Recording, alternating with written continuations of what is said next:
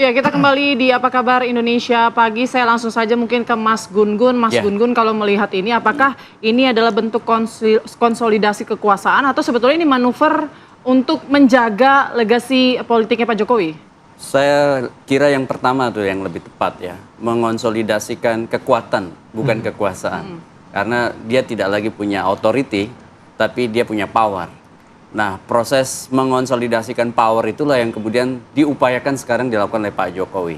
Dan tentu teman-teman relawan yang selalu setia mendukung Pak Jokowi.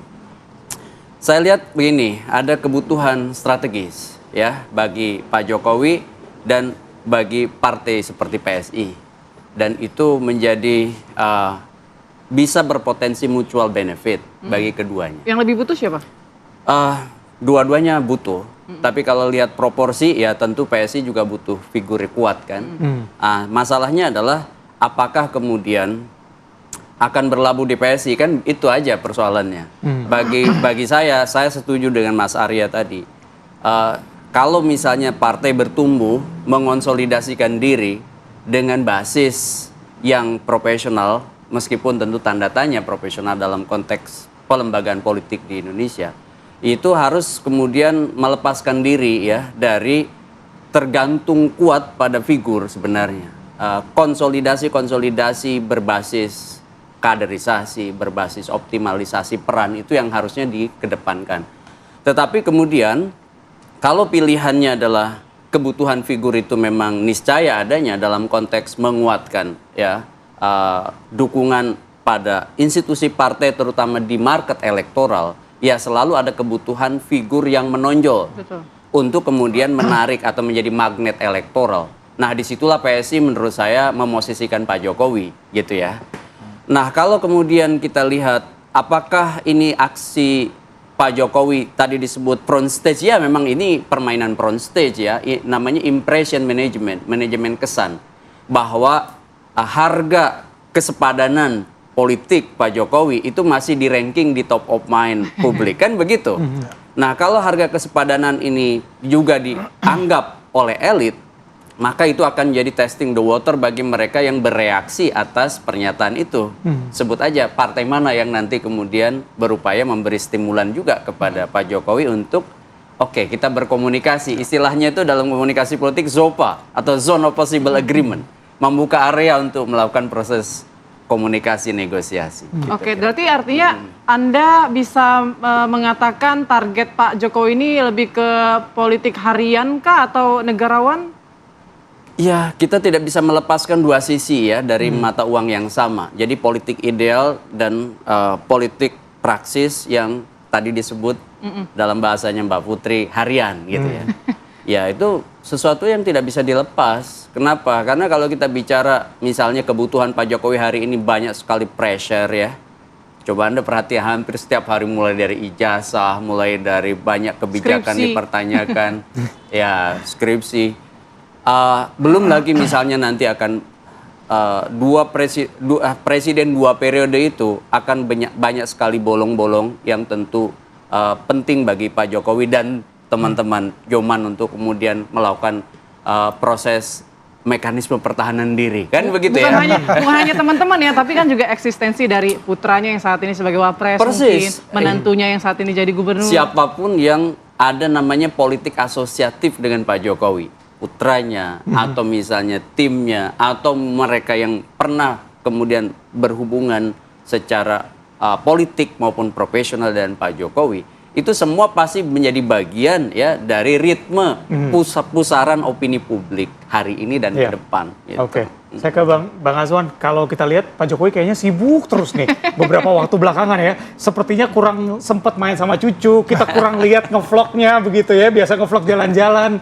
Kira-kira apakah langkah ini akan diambil, mau istirahat dulu, terlebih juga masih ada soal ijazah dan juga skripsi begitu ya. Setelah ini akan istirahat terlebih dahulu, fokus dengan keluarga atau langsung tancap gas mengenai politik nih? Ya, ini saya koreksi nih, kalau main-main dengan cucu kemarin kan dia ke Medan ya. Iya, hari pertama juga sempat ngevlog dulu kan makan soto begitu ya pas itu kan masih santai-santai lah ya.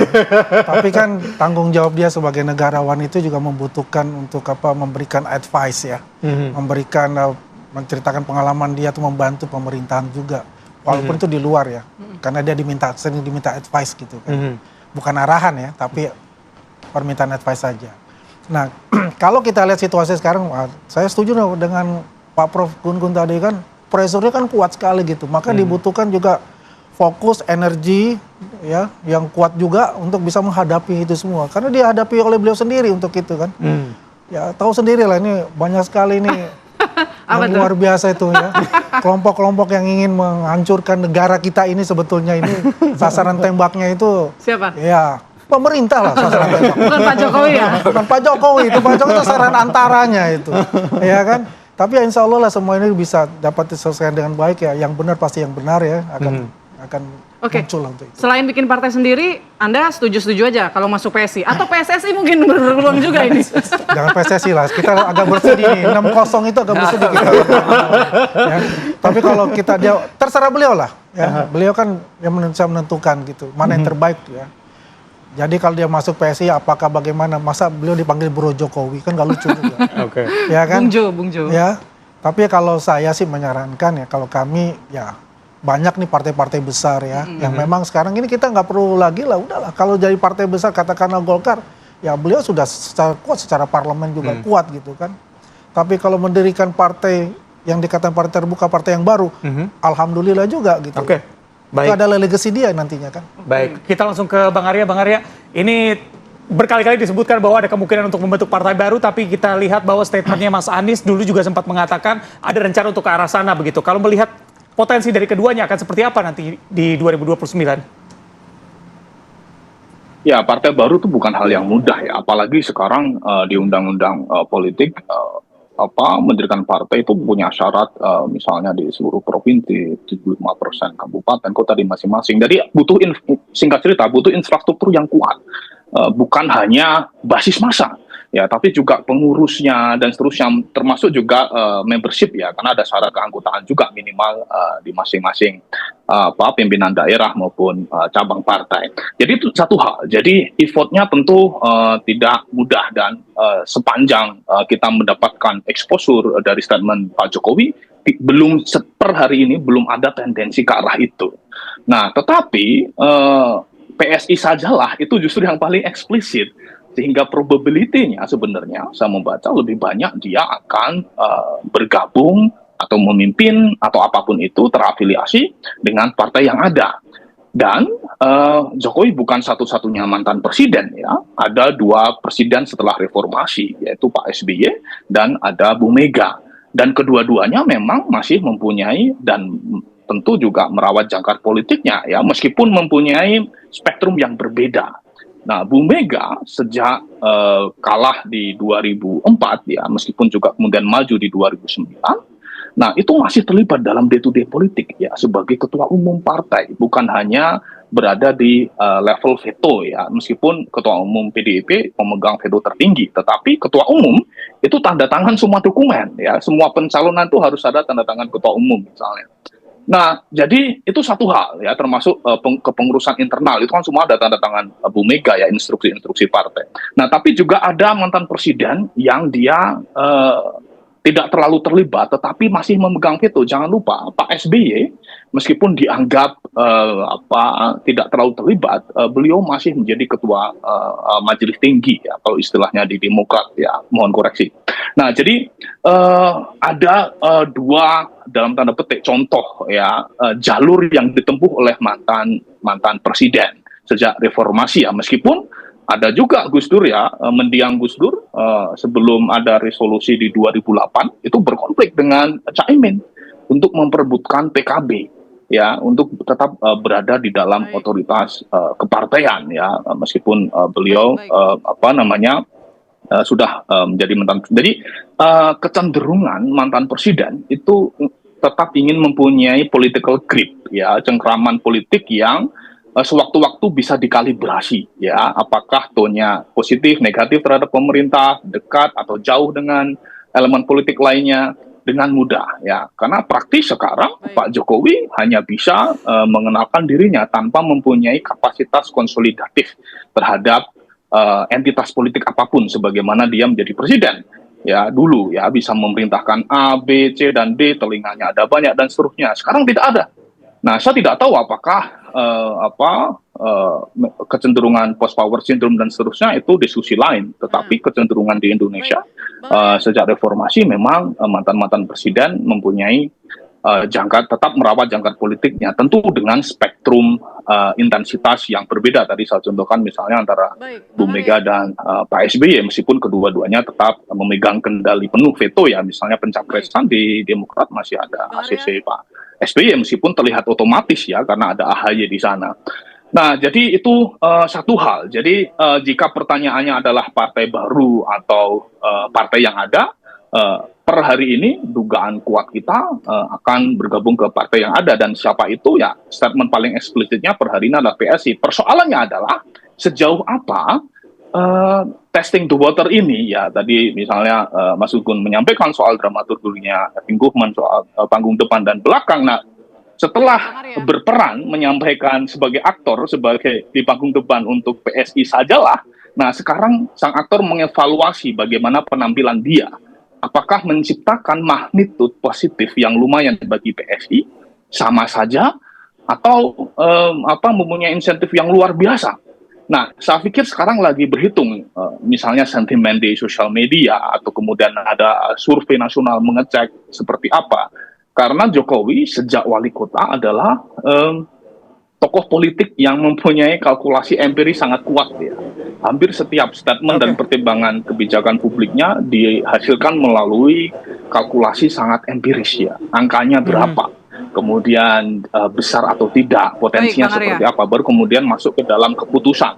Nah, model politik seperti ini kemungkinan besar masih dilakukan ya.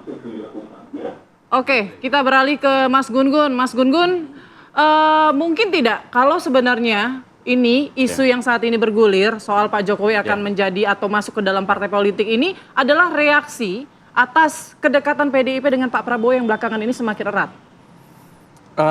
Tidak langsung sebagai reaksi, tetapi harus dibaca dalam satu spektrum. Ya, kalau reaksional terhadap itu menurut saya tidak. Tapi dalam konteks spektrum lebih luas bahwa Jokowi harus menghidupkan, selalu menghidupkan yang disebut dengan harga kesepadanannya di market, terutama dalam konteks opini publik Indonesia, itu menurut saya yang dilakukan Pak Jokowi. Oke, terakhir ke Bang Azwan. Bang Azwan, kira-kira kapan kita akan mengetahui langkah mana yang akan diambil sama Pak Jokowi nih? Dalam waktu dekat atau masih agak jauh nih? Insya Allah ya dalam waktu dekat ya. Insya Allah dalam waktu dekat. Sebelum Kongres Juli. Artinya kan ada dua kemungkinan kan gitu. Kalau bikin partai baru ya, ini masih ada waktu panjang nih. Apalagi nanti kan verifikasi parpol itu kalau salah tahun 2027. Masih ada waktu. Ya terlalu kan? lama gitu ya? Ya masih ada waktu untuk bebenah dan sebagainya ya kalau partai baru dibuat. Kalau dengan masuk dengan PSI hanya beliau yang bisa memutuskan ya yang mana yang terbaik untuk itu. Kalau untuk masuk partai yang besar, contohnya misalnya Golkar, itu pasti akan welcome juga, ya, dan itu akan menarik juga nantinya. Gitu. Baik, Bang, singkat saja ya, Bang, penutup. Beberapa politikus kan menyarankan ya sudahlah jadi negarawan aja lah, kayak Pak SBY misalnya, begitu. Tanggapannya? Tadi Pak Arya sudah mengatakan juga, Prof juga mengatakan ya, untuk sekarang ini yang yang sangat istimewa ini Pak Jokowi ini karena nggak punya partai bisa jadi presiden. Sebelum-sebelumnya kan Gus Dur punya PKB, Bu Mega PDP, Pak SBY punya Demokrat. Dan itu kan udah proses juga, baru dia jadi presiden gitu loh ya. Nah Pak Jokowi nggak tambah punya partai politik gitu, maupun dia di-endorse oleh PDIP sebagai partainya dia gitu loh. Nah untuk saat ini beliau tidak menjabat, untuk kekuatan politik beliau ya, dengan branding beliau yang sangat kuat, ya dia harus punya partai politik untuk itu. Walaupun tidak mempunyai kans untuk menjadi presiden, tapi dia kan bisa menciptakan presiden. Kan begitu. Ya.